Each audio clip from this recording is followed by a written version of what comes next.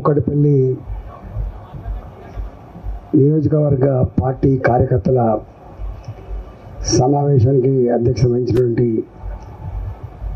మిత్రులు శ్రీకర్ రావు గారు, గౌరవనీయులు, గతంలో ఎమ్మెల్సీగా, గతంలో మల్కాగిరి ఎమ్మెల్యేగా, మల్కాగిరి పార్లమెంటు స్థానానికి ఎంపిక పోడిచినటువంటి పెద్దలు రామచంద్రరావు గారు, భారతీయ జనతా పార్టీ రాష్ట్ర నాయకులు, ఈ పార్లమెంట్ ప్రభారి గోలి మధుసూదన్ రెడ్డి గారు, కన్వీనర్ ఆర్కే శ్రీనివాస్ గారు, వేణుగోపాల్ రెడ్డి గారు, ఈ నియోజకవర్గ కన్వీనర్ మిత్రులు పాపాయ గౌడ్ గారు, మిత్రులు కాంతారావు గారు, పెద్దలు సూర్యప్రకాష్ రావు గారు, మా తమ్ముడు రాజేశ్వరరావు గారు ఒడ్డేపల్లి, మహేందర్ గారు గౌరవ కార్పొరేటర్, శంకర్ రెడ్డి గారు, సురేందర్ రెడ్డి గారు, పప్పు పటేల్ గారు, శైలేష్ గారు, షేక్ షాజహాన్ గారు, విద్యా భవానీ గారు, సుధా రాణి గారు, ప్రీతం రెడ్డి గారు, పులిగోళ్ళ శ్రీనివాస్ గారు, మహేష్ గౌడ్ గారు, శ్రీనివాస్ గౌడ్ గారు, వేదిక మీద ఉన్నటువంటి అనేక మంది సహచర నాయకులకు, మా ముందున్న నాయకులకు, కార్యకర్తలకు, పార్టీ శ్రేయోభిలాషులకు, మా ఆడబిడ్డలకు, ప్రెస్ మిత్రులందరికీ నమస్కారం. జై తెలంగాణ. ఇవాళనే చేయనటువంటి మా తాడూరు శ్రీనివాస్ గారు వేదిక మీదకి వచ్చిండ్రు. ఇంతకుముందే వారి పరిచయం చేసుకున్నారు. గోపురమణారెడ్డి గారు కూడా మాజీ సైనికులు, వారు కూడా వచ్చిండ్రు. ఈరోజు బీఆర్ఎస్ పార్టీ, ఇంతమంది మా కాంతారావు గారు చెప్తుండే, ఒకనాడు అది వెలిగిన పార్టీ, మాకు ఎదురు లేదని విర్రవీగిన పార్టీ, ఎవరిని లెక్క చేయకుండా అన్నిట్లో నంబర్ వన్ అని చెప్పి అదరగొట్టిన పార్టీ. కానీ మొన్నటి ఎన్నికల్లో జిహెచ్ఎంసీ పరిధిలో ప్రజలు ఆశీర్వదించినప్పటికి కూడా వరంగల్, ఖమ్మం, మహబూబ్ నగర్, నల్లగొండ లాంటి జిల్లాలలో కేసీఆర్ని ఎట్టి పరిస్థితుల్లో గెలవనీయద్దు, మళ్ళీ ప్రభుత్వం రావద్దని చెప్పి, దానికి తోడుగా కాంగ్రెస్ పార్టీ, ముఖ్యంగా ముఖ్యమంత్రి రేవంత్ రెడ్డి గారు అనేక రకాల హామీలు ఇచ్చిండు. ఏది పడుతుందే, ఎక్కడ పడితే అక్కడే, ఎట్లా పడితే అట్లే రెచ్చగొట్టే ప్రయత్నం చేసిండు. చివరికి బీఆర్ఎస్ పార్టీ, బీజేపీ ఒక్కటేనని చెప్పి నమ్మించడంలో, విష ప్రచారం చేయడంలో 100 కోట్ల రూపాయలు ఖర్చు పెట్టి సోషల్ మీడియాలో ప్రచారం చేసి ఇవాళ కేసీఆర్ మీద కోపంతో వాళ్లకు ఓట్లేసి గెలిపించింది తప్ప, ఈ 66 హామీలు, 6 గ్యారంటీలు, లేకపోతే రేవంత్ రెడ్డి గారి గొప్ప అనుభవం, ఏదో గొప్ప పరిపాలన తీసిన భావన మాత్రం ఎక్కడ లేదు ప్రజలకి. భారతీయ జనతా పార్టీ అయినప్పటికీ కూడా 15% ఓట్లు సాధించి ఇవాళ ఈ రాష్ట్రంలో రాబోయే కాలంలో అధికారాన్ని చేపట్టగలిగే స్థాయి ఉన్న పార్టీ భారతీయ జనతా పార్టీ అని చెప్పి ముద్రేసుకున్నది. పార్టీ కార్యకర్తలుగా, నాయకులుగా, ఓడినా గెలిచినా, పదవి ఉన్నా లేకపోయినా, పోటీ చేసినా చేయకపోయినా, అనేక రకాల అవమానాలు భరించి కూడా పార్టీ జెండా కోసం, నమ్మిన సిద్ధాంతం కోసం ఒక పార్టీ నుంచి ఇంకో పార్టీకి మారకుండా 35 ఏళ్ళుగా 40 ఏళ్ళుగా కళ్ళల్లో ఒత్తులేసుకొని ఎప్పుడైనా అవకాశం రాకపోతుందా, తెలంగాణ గడ్డ మీద భారతీయ జనతా పార్టీ జెండా ఎగరకపోతుందా అని చెప్పి ఇవాళ అనేక సంవత్సరాలు కొనసాగుతున్నటువంటి మా కార్యకర్తల నాయకుల స్వప్నం ఇవాళ వచ్చే పార్లమెంట్ ఎన్నికల్లో సఫలం కాబోతున్నట్టుగా కనపడతా ఉంది.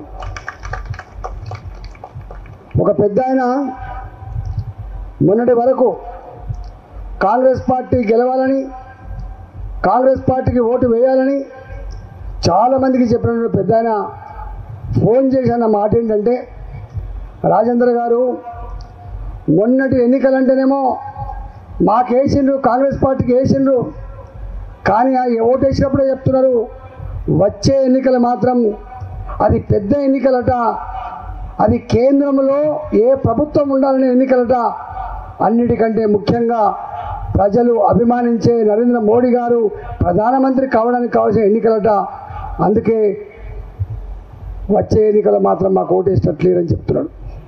అంతేకాదు ఒక అడుగు ముందుకేసి, ఒకవేళ మేము చెప్పినప్పటికి కూడా మా ఇళ్లల్లో ఉన్నటువంటి మహిళలు ఓటేసేటట్లేరు, మాకు మహిళలంతా కూడా కట్టుకున్నాడు మోడీ గారికే ఓటేసేటట్టుందని చెప్పి వారు చెప్తా ఉన్నారు.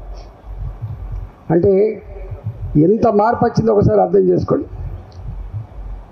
భారతీయ జనతా పార్టీ కార్యకర్తలకు, నాయకులకు, తెలంగాణ యావత్ ప్రజానికానికి నేను వినమ్రంగా, రేపటి ఎన్నికలు ఈ దేశ భవిష్యత్తుకు, మన పిల్లల భవిష్యత్తుకు, మనం ఆర్థికంగా ఎదగడానికి ఒక్క మాటలో చెప్పాలంటే ఈ దేశం సుభిక్షంగా సురక్షితంగా ఉండాలంటే నరేంద్ర మోడీ గారు ప్రధానమంత్రి అయితే తప్ప వేరే మార్గం లేదని నేను చెప్పడం కాదు, ఇవాళ కాశ్మీర్ నుంచి మొదలుపెట్టి కన్యాకుమారి వరకు ప్రజలందరూ కూడా అనుకుంటున్న మాట మీకు తెలుసు. చాలామందికి మోడీ గారికి గురించి చాలా తక్కువ తెలుసు. ఒక ఆయన అంటున్నాడు జై శ్రీరామ్ తప్ప వీళ్ళకి ఏముందని, ఒక ఆయన అంటున్నాడు మొన్న కొత్తగా ముఖ్యమంత్రి అయినటువంటి వ్యక్తి మొట్టమొదటి మోడీ గారు వచ్చినప్పుడేమో మీ ఆశీర్వాదం కావాలని చెప్పినప్పుడు ఓహో ఈయన కొంచెం పద్ధతి ప్రకారం పోయేటట్టుందని చెప్పి భావించినాం. కొద్ది రోజులకే ఊసర వెళ్ళి కూడా అంత తొందరగా రంగు మార్చదు, కానీ ఆయన మాట మార్చి మోడీ గారు అయినా పెళ్లి కొడుక, మోడీ గారు ఏం చేసినని చెప్పి ఇవాళ ఓట్లేయాలని చెప్పి మాట్లాడిందంటే తప్పకుండా దానికి సమాధానం చెప్పే సత్తా ప్రజలకు మాత్రమే ఉంటుంది తప్ప పార్టీలకు, నాయకులకు ఉండదు. ఆ విషయం గుర్తుపెట్టుకోమని చెప్పి ముఖ్యమంత్రి గారు చెప్తా ఉన్నాం. ఒకటే బీఆర్ఎస్ పార్టీ నాయకులకి జై శ్రీరామ్, జై శ్రీరామ్. ఎస్, మా ప్రజల సంస్కృతిని, మా ప్రజల విశ్వాసాలని, మా ఆచార వివరాలని గౌరవించని పార్టీ కాదు, గౌరవించని నాయకుడు కాదు. ఇవాళ ప్రభుత్వాలంటే, నాయకులంటే, పార్టీలంటే కేవలం పరిపాలన, పదవులు లేదా డెవలప్మెంట్ మాత్రమే కాదు, ప్రజల విశ్వాసాన్ని కాపాడే పార్టీ భారతీయ జనతా పార్టీ అనే విషయం మీరు మర్చిపోకండి. ఏమడుగుతున్నాం మేము? ఒకనాడు విదేశస్తులు దుర్మార్గంగా దాడి చేసి మనం చూసినాం. ఒక్కొక్క రాజు 5-5 సార్లు 7-7 సార్లు దండయాత్ర చేసింది. మహమ్మద్ గోరీ ఈ దేశం మీద 7 సార్లు దండయాత్ర చేసిందని చెప్పి చర్చ అవుతూ ఉంటాం.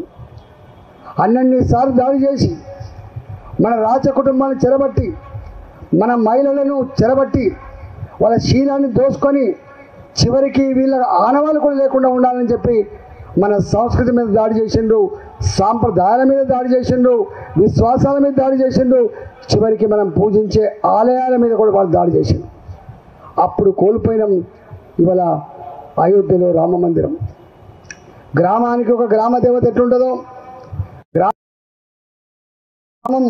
ఎట్లా బరకత లేని గ్రామంగా, ప్రశాంతత లేని గ్రామంగా ఎట్లుంటుందో దేశానికి కూడా దేశ ప్రజలు ప్రేమించే ఒక దేవుడు ఉంటాడు.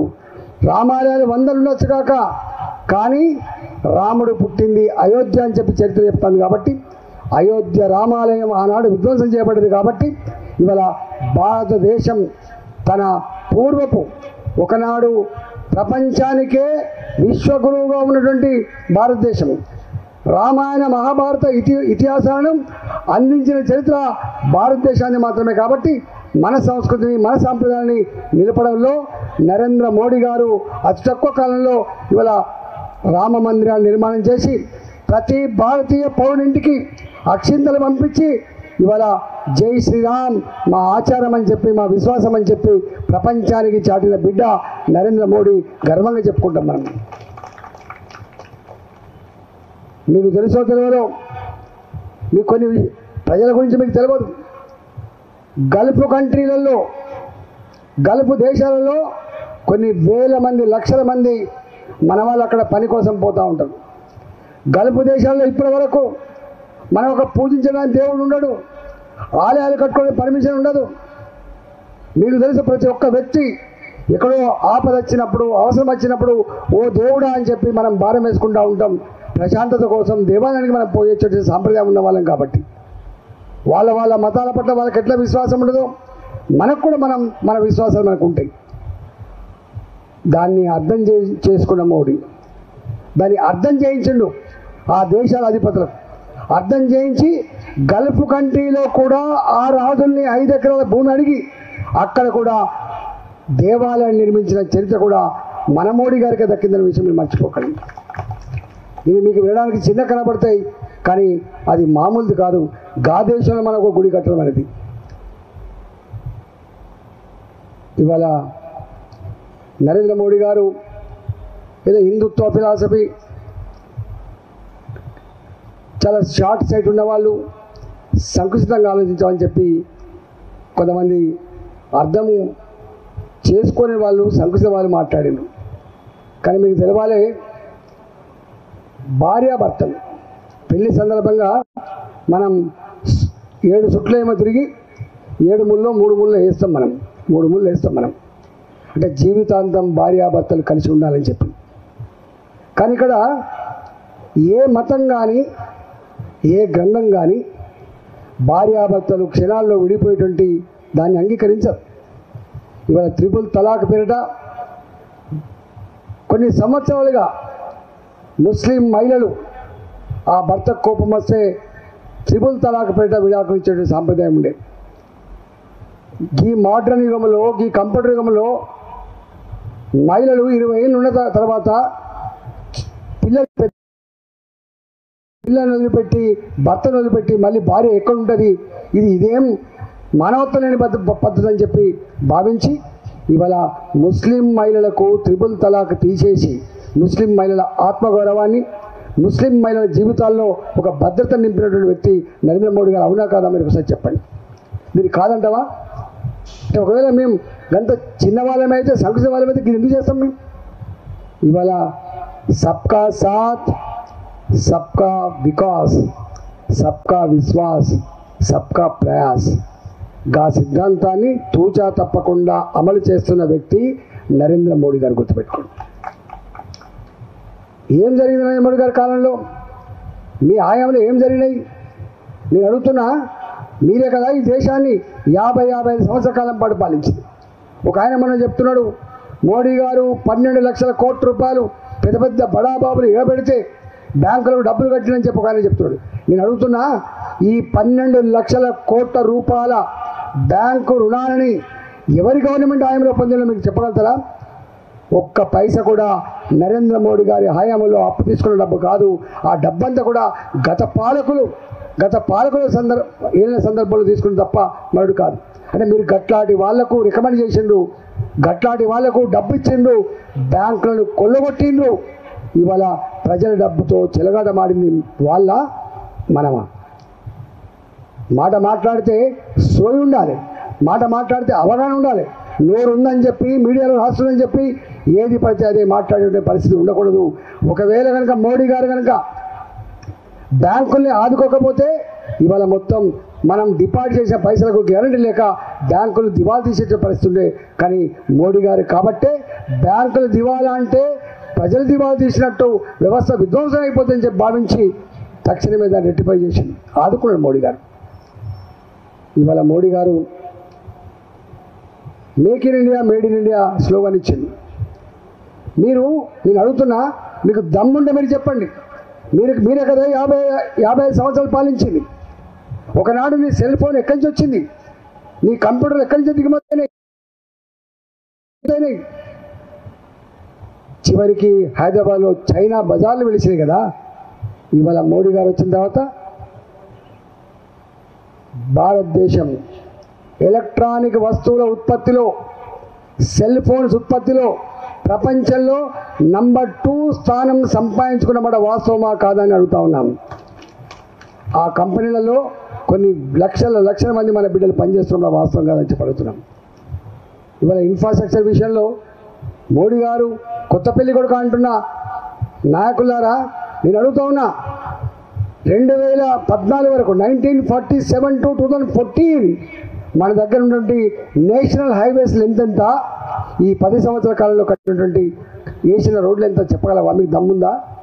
ఇవాళ నువ్వు సొమ్మక్కడిది సోకూడదు అన్నట్టుగా కట్టబడ్డ దిల్సుఖ్నగర్ ఫ్లైఓవర్ల గురించి, కడుతున్న ఉప్పల్ ఫ్లైఓవర్ల గురించి మీరు కడుతున్నారని చెప్పుకుంటున్నాను. కానీ హైదరాబాదులో ట్రాఫిక్ సమస్యను అర్థం చేసుకున్న కేంద్ర ప్రభుత్వం ఇవాళ 4 రోడ్లు 4 హైవేలు ఇచ్చి ఇవాళ డెవలప్ చేస్తున్నాం. వాస్తవం కాదని చెప్పి అడుగుతున్నాం. మీరు సికింద్రాబాద్ రైల్వే స్టేషన్ చూడండి, మలమూత్రాలతో ఎంత కంపు ఉండేది మనకు, ఇవాళ ఉందా? ఒకసారి సికింద్రాబాద్ చూడండి. ఒకనాడు 5 కోట్లు ఇచ్చి 10 కోట్లు ఇచ్చి సున్నం వేసి రిపేర్ చేసేది. కానీ ఆనాడు నిజాం కాలంలో బ్రిటిష్ కాలంలో కట్టబడ్డ బంగ్లాలు తప్ప ఒక్కటి కూడా బాగుపడలే. ఇవాళ మోడీ గారు వచ్చిన తర్వాత ఈ ఒక్క హైదరాబాదులో కాచిగూడ రైల్వే స్టేషన్ 400 కోట్లు ఇచ్చి, 350 కోట్ల రూపాయలు నాంపల్లి రైల్వే స్టేషన్కి ఇచ్చి, 600 కోట్ల రూపాయలు సికింద్రాబాద్ రైల్వే స్టేషన్కి ఇచ్చి అభివృద్ధి చేస్తున్నమాట. నీ కళ్ళ కనబడదా అని చెప్పి అడుగుతున్నా. మోడీ గారు ఏం చేసినా గిచ్చేసాడు. మోడీ గారు చెర్లపల్లిలో టర్మినల్ డెవలప్మెంట్ కోసం, ఇవాళ మెట్రో రైలు తిరగడం కోసం కావచ్చు, రేపు యాదగిరి గుట్టకు కావచ్చు, ఇతర ప్రాంతాలకు కావచ్చు, ఇవాళ అర్బన్ రైలు సిస్టమ్ కూడా కేంద్ర ప్రభుత్వం వేసిన విషయం మీరు మర్చిపోకండి. వీళ్ళ ముఖాలకి కేంద్రం కనుక పర్ క్యాపిటా ఇన్కమ్ పంపకపోతే గ్రామ పంచాయతీలో పనిచేసే సిబ్బంది కూడా జీతభత్యాలు లేవు, నా మున్సిపాలిటీలో పనిచేసే వాళ్ళు కూడా జీతభత్యాలు లేవు. ఇవాళ నువ్వు అనుకుంటున్నావు ఊళ్ళల్లో పెట్టే చెట్లు కావచ్చు, పట్టణంలో పెరిగే చెట్లు కావచ్చు, ఇవాళ వెలిగే బల్బులు కావచ్చు, కట్టే బంగ్లాలు కావచ్చు, వేస్తున్న సిమెంట్ రోడ్లు కావచ్చు, కట్టే మోరీలు కావచ్చు, ఇవన్నీ మనం కట్టిన కేంద్ర ప్రభుత్వ డబ్బులతో వస్తున్నాయి తప్ప ఈ ప్రభుత్వం చేసేది ఏమి లేదనే విషయం మర్చిపోకండి. ఇవాళ ఇక్కడ రేవంత్ రెడ్డి ప్రభుత్వం ఎన్ని గ్యారంటీ ఇచ్చింది? తెలంగాణ ఆడబిడ్డలారా నాకు ఓటేయండి, తెల్లారే ముఖ్యమంత్రి అవుతా, ఆ తెల్లారి సంతకం పెడతా, నెలకు టెన్షన్గా 2,500 రూపాయలు ఇస్తా అని చెప్పిండు. నేను అడుగుతా ఉన్నా, ఇక్కడ అనేక మంది మహిళలు 100 రోజులు దాటిపోయి 4 నెలలు అవుతుంది, ఒక్క మహిళకైనా 2,500 రూపాయలు ఇవాళ ఇచ్చిందా అని చెప్పి అడుగుతున్నాం. 2,000 రూపాయలు పెన్షన్ 4,000 రూపాయలు ఇస్తా అని చెప్పిండు. ఇవాళ ఏ ఒక్కరికైనా 4,000 రూపాయల పెన్షన్ ఇచ్చిందని చెప్పి అడుగుతా ఉన్నాం. చివరికి అవి ఇవ్వకపోగా రైతాంగానికి 10,000 రూపాయలు రైతు బంధు వచ్చేది. ఇవాళ చాలామందికి ఆ 10,000 రూపాయలు కూడా ఇవ్వలే. ఈయన 15,000 రూపాయలు ఇస్తా అని చెప్పిండు. కౌలు రైతుకు ఎకరానికి 12,000 రూపాయలు ఇస్తా అని చెప్పిండు. ఆటో డ్రైవర్కు 12,000 రూపాయలు ఇస్తా అని చెప్పిండు. కానీ ఎవరికి కూడా 1 రూపాయి ఇవ్వకుండా ఇవాళ ఉల్టా మాకు ఓటేయండి, 17 సీట్లు గెలిపియండి, మళ్ళీ మేము ఇస్తామని చెప్తున్నారు. కలలో కూడా నీ రాహుల్ గాంధీ దేశానికి ప్రధానమంత్రి అయ్యేటువంటి ఆస్కారం లేదు. తలకాయ కిందికి పెట్టి కాళ్ళు పైకి పెట్టినా నీ పార్టీ ఇప్పటికీ ఉన్న సీట్లు 40 సీట్లు మాత్రమే ఉంటే 35 వస్తాయా? రేపు 40 వస్తాయి తప్ప ఈ దేశానికి మోడీ తప్ప ఎవరు కనుచూపు మేరలో ఒక ప్రధానమంత్రి అయ్యేటువంటి ఆస్కారం లేదు అంటున్నారు. మీరు గట్లే కళ్ళగానే తప్ప మీకు ప్రజల మీద నమ్మకం లేదు. మీకు డబ్బు సంచుల మీద నమ్మకం ఉంది. ఆనాడు కేసీఆర్ గారు ఎట్లయితే నాయకులకు వెలగట్టి, ప్రజల ఆత్మగౌరవం వెలగట్టి ఓటుకు 2,000 రూపాయలు 3,000 రూపాయలు ఇచ్చి గెలుచుకునే ప్రయత్నం చేసిండ్రో, మళ్ళీ ఈ ప్రభుత్వం కూడా గదే పద్ధతిలో నాయకుల ఇళ్ళలో పోతున్నారు, బదిలాడుతున్నారు, బెదిరిస్తున్నారు, కొనుక్కుంటూ తీసుకుపోతున్నావు. కానీ ఒక్కడి మర్చిపోకు బాబు, ఆనాడు కేసీఆర్ పరాయి పార్టీలలో ఉన్న నాయకులను తీసుకొచ్చుకొని నెత్తిలో పెట్టుకుంటే ఇవాళ ఓడిపోయింది. అది ఒక్క లేడు ఇవాళ అందరు లైన్ కట్టిండు. రేపు వీళ్ళు మీ దాంట్లోకి వస్తున్న వాళ్ళు నీ దగ్గర అధికారం ఉందని చెప్పి వస్తుండొచ్చు కాక, నీ దగ్గర అధికారం పోయినాడు మళ్ళీ వాళ్ళే 4 రాళ్ళేసి పోతారనే విషయం మీరు మర్చిపోకు. పరాయి నాయకులతో ఇవాళ వెలగాలని చెప్పి నువ్వేదో ప్రయత్నం చేస్తున్నావో, డబ్బు సంచులతో ఏదో గెలవాలని ప్రయత్నం చేస్తున్నావో, మల్కాజ్గిరి పార్లమెంట్లో ఇక్కడ డబ్బు సంచులకు మద్యం సీసాలకు ఓట్లు పడే ప్రసక్తి లేదు. చైతన్యవంతమైన గడ్డ నా Malkajgiri, mini India, mini India. ఇక్కడ తెలంగాణ జిల్లా నుంచి వచ్చి బతికే వాళ్ళు కావచ్చు, ఇతర రాష్ట్రాల నుంచి వచ్చి బతికే వాళ్ళు కావచ్చు, ఇవాళ ఎక్స్ సర్వీస్ మెన్గా ఉన్న వాళ్ళు కావచ్చు, చివరికి రిటైర్డ్ ఉద్యోగులు కావచ్చు, హైదరాబాద్కు ఒకసారి వచ్చిన వాళ్ళు మళ్ళీ తిరిగిపోని వాళ్ళంతా కూడా ఇవాళ ఇల్లు కట్టుకునేదంతా కూడా ఇవాళ మల్కాగిరి పార్లమెంట్ కాబట్టి అందుకే వేగంగా అభివృద్ధి చెందింది. 38 లక్షల పాపులేషన్తో ఇలా 38 లక్షల ఓటుతో ఉన్నటువంటి నియోజకవర్గం కాబట్టి ఈ నియోజకవర్గానికి రేపు రోడ్లు రావాలన్నా, రేపు కాలువలు రావాలన్నా, డ్రైనేజీ కావాలన్నా, పేదవాళ్ళకు డబుల్ బెడ్రూమ్లు రావాలన్నా, పేదవాళ్ళకు రుణాలు రావాలన్నా, ఎక్కడ ఇండస్ట్రీస్ రావాలన్నా, పిల్లలకి స్కిల్ డెవలప్మెంట్లో వాళ్ళు తరబీదు ఇచ్చి ఉద్యోగం పొందాలని కూడా భారతీయ జనతా పార్టీతో మాత్రమే సాధ్యమైంది తప్ప వేరే పార్టీతో సాధ్యమైంది అని చెప్పి ఆలోచించమని చెప్పుకోతాను. ఇవాళ బీఆర్ఎస్ పార్టీకి ఓటేస్తాం, నా ఇక్కడ అధికారం లేదు, రేపు అక్కడ వచ్చే అధికారం లేదు. ఇక్కడ రేవంత్ రెడ్డి గారు ముఖ్యమంత్రి ఉండొచ్చు కాక, కానీ పార్లమెంటుకు ఓటేస్తే అక్కడ గెలిచే పార్టీ భారతీయ జనతా పార్టీ అయినప్పుడు నువ్వు అక్కడ పోయి చేసేది ఏమంటే దరఖాస్తు దండం పెడతావా? దరఖాస్తు ఇచ్చి దండం పెట్టడం కాదు. రేపు భారతీయ జనతా పార్టీ అభ్యర్థిగా నాలాంటి వాడిని ఉంటే మోడీ గారితో ఉండే పరిచయంతో నా మల్కాగిరికి ఈ సమస్య ఉంది, ఇది తీర్చిపెట్టమని చెప్తే ఇలా సంతోషంగా ప్రేమతో పనిచేయగలిగినటువంటి సత్తా ఇవాళ భారతీయ జనతా పార్టీ అభ్యర్థిగా మాకుంటే తప్ప వాళ్ళకుండే ప్రసక్తి లేదనే విషయాన్ని మీరు గమనించమని చెప్పి కోరుతున్నాం. ఇవాళ డబ్బాలో గులకలాలు వేసి గొడవ చేసినట్టుగా వీళ్ళు చేస్తూ ఉన్నారు. దయచేసి మీరు ఎవరు కూడా ఆ మాటలు నమ్మకండి అని చెప్పి కోరుతా ఉన్నా. మేము చూస్తున్న గత 30-35 రోజులుగా మా కాంతారావు గారు చెప్పినట్టుగా నేను పొద్దున 6:30 నుంచి మొదలుపెట్టేసి రాత్రి 11 గంటల దాకా తిరిగి వస్తున్నాం.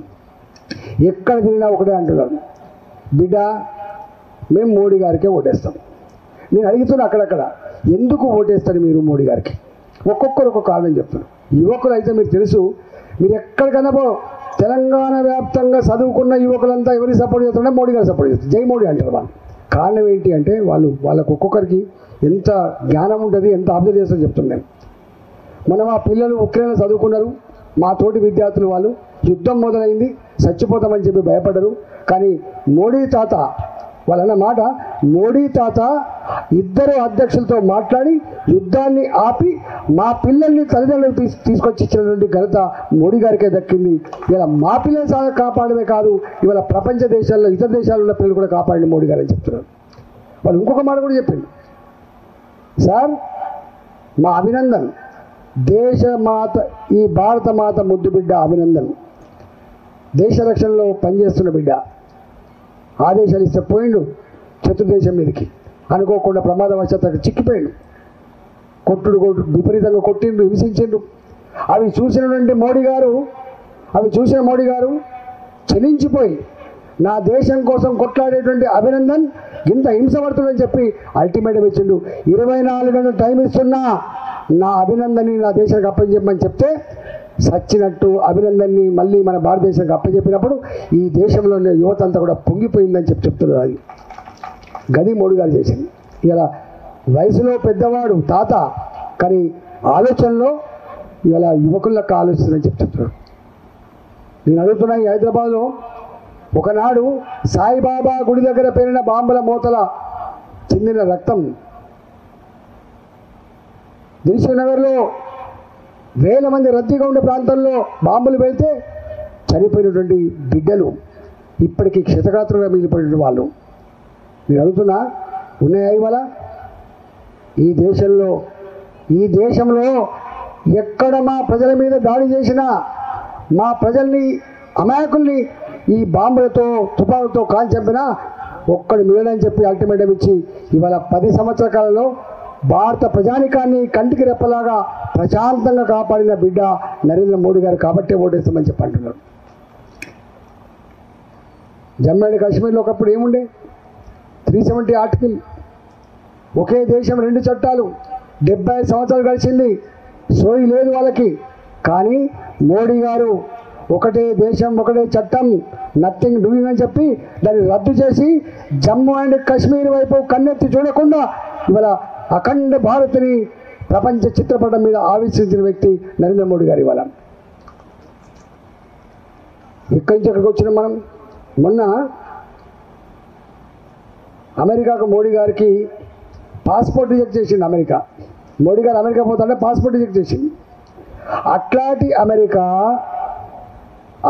అమెరికా మోడీ గారు అమెరికాకు పోతే రెడ్ కార్పెట్తో స్వాగతం. మోడీ గారు అమెరికన్ ప్రెసిడెంట్తో చేతిలో చేయగలిగిన సత్తా సంతరించుకున్న మోడీ వాళ్ళ సెనెట్లో మాట్లాడడానికి పోతే వాళ్ళ పార్లమెంటు సభ్యులు తబ్బిబ్బై 10 నిమిషాల పాటు లేచి చప్పట్టు కొట్టే స్థాయికి భారత్ ఎదిగినమాట. వాస్తవం కాదా? దీన్ని దేంతో కొలుస్తున్నాం? దేంతో పోలుస్తున్నాం?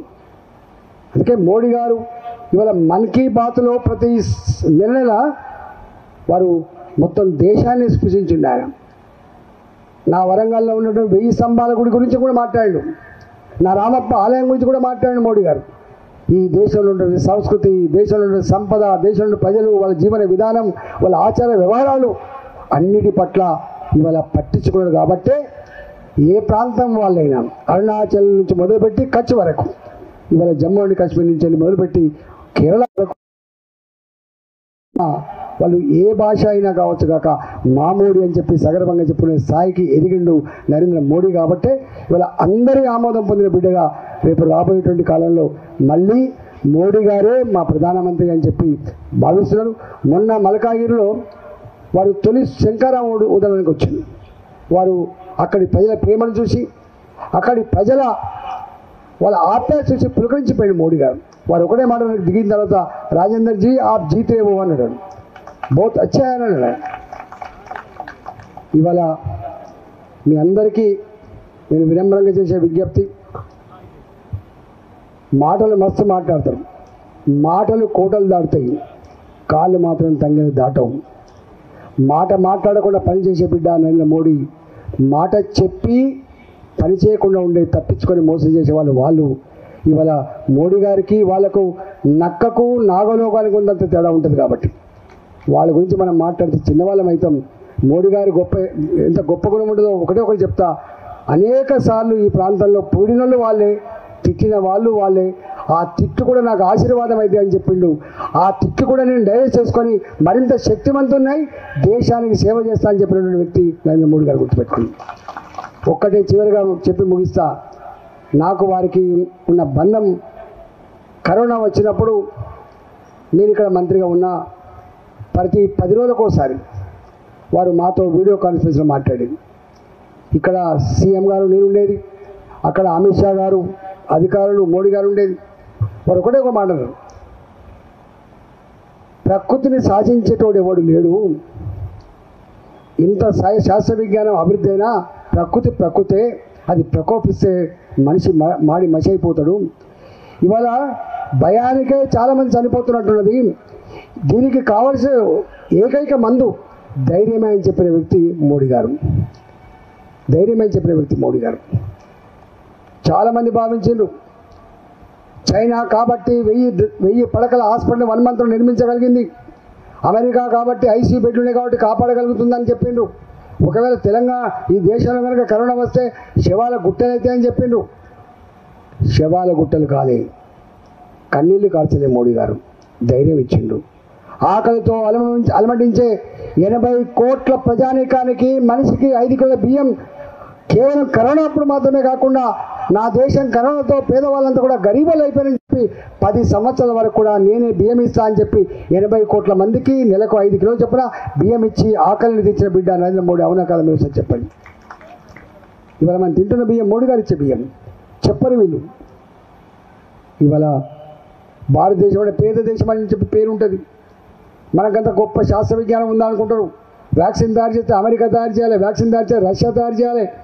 కానీ ఈ దుఃఖాన్ని చూసిన మోడీ గారు మన దేశంలో వ్యాక్సిన్ తయారు కావాలని చెప్పి బాజాప్తా భారత ప్రభుత్వ ఖజానా నుంచి డబ్బులు తీసి వ్యాక్సిన్ కంపెనీలకు హైదరాబాద్లో ఇచ్చి అతి తక్కువ కాలంలో వ్యాక్సిన్ తయారు చేయించి ₹1 ఖర్చు లేకుండా 2 డోసులు 3 డోసులు ఇచ్చి మన ప్రజల్ని మాత్రమే కాపాడి కాకుండా ప్రపంచ పేద దేశాలకు వ్యాక్సిన్ ఇచ్చి కాపాడిన బిడ్డ మోడీ గారు. అవునా కాదా మీరు సార్ చెప్పండి. అన్న ఉడికిందా లేదు మొత్తం చూడాల్సక్కర్లేదు. ఇవాళ ఆపద వచ్చినప్పుడు ఎట్లా పనిచేస్తాడో మోడీ గారు చేసి చూపించాడు. కానీ మోడీ గారికి ఎవరు లేరు పాపం. వారికి కూతురు లేరు మంత్రి పదవి తీసుకోవడానికి, వారికి కొడుకులు లేరు అది అజమాయి చేయడానికి. నరేంద్ర మోడీ గారికి ఉన్న కుటుంబం నేను చూస్తున్నా, అక్కడక్కడ మోడీ పరివారం అని చెప్పి పెట్టుకుంటారు. 140 కోట్ల ప్రజలే నా కుటుంబం అని జీవించే వ్యక్తి మోడీ గారు.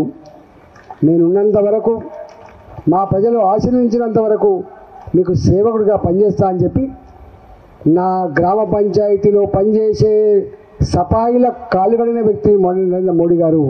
కరోనా సందర్భంలో వాళ్ళ ప్రాణాలను పణంగా పెట్టి ప్రజల్ని కాపాడినటువంటి నా హాస్పిటల్లో పనిచేసే సిబ్బంది కాలుగడిన వ్యక్తి నరేంద్ర మోడీ గారు.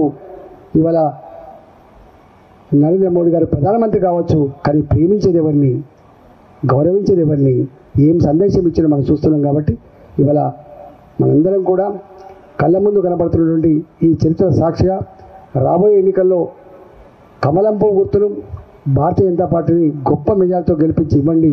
అప్కి బార్ 400 పార్ ఏ నినాదం అయితే ప్రజాగణప నుంచి పుట్టిందో ఆ 400 సీట్లలో మల్కాజిగిరి కూడా ఒకటి ఉండాలని, గొప్ప మెజార్టీతో గెలవాలని చెప్పి కోరుకుంటున్నా.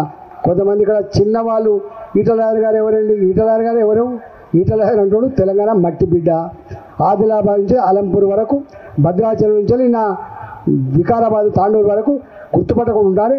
ప్రతి ఇంట్లో గుర్తుపట్టే బిడ్డ, తెలంగాణ కోసం కొట్లాడిన బిడ్డ, తెలంగాణ వచ్చిన తర్వాత మంత్రిగా పనిచేసే బిడ్డ, కష్టకాలంలో ఆపదత్తే కరోనా పేషెంట్ల మధ్య తిరిగి ధైర్యం చెప్పిన బిడ్డ ఈటల. ఈటలు పట్టుకొని నువ్వు గీటిన చిన్నవాళ్ళు కురుసవాళ్ళు, మీకు జ్ఞానం లేక, మీకు సత్తా లేక, ప్రజలలో పలుకుబడి లేక రకరకాల పైసలు అంటారు, కులం అంటారు, ఇదంటారు. కానీ ఈటల అందరి పొత్తుల సర్ది. ఈ రేపు ఈటల గెలిస్తే తెలంగాణ సమాజానికి సేవకుడై సేవ చేస్తారు తప్ప ఈటల అలంకారం కోసం పదవి పొందే కాడని చెప్పి అర్థం చేసుకోమని చెప్పి కోరుతూ, ఈ పిచ్చి ప్రచారాన్ని బంద్ చేసుకొని నీకు దమ్ముంటే నువ్వేం చేస్తావో చెప్పుకో తప్ప ఇట్లాంటి పిచ్చి ప్రేరాలపాలను మంచిది కాదని చెప్పి సూచన చేస్తూ మీ అందరికీ నమస్కరించి సెలవు తీసుకున్నా. భారత్ మాతాకి, భారత్ మాతాకి. నరేంద్ర మోడీ గారి నాయకత్వం, నరేంద్ర మోడీ గారి నాయకత్వం. జై శ్రీరామ్, జై శ్రీరామ్. కమలం పువ్వు గుర్తుకే.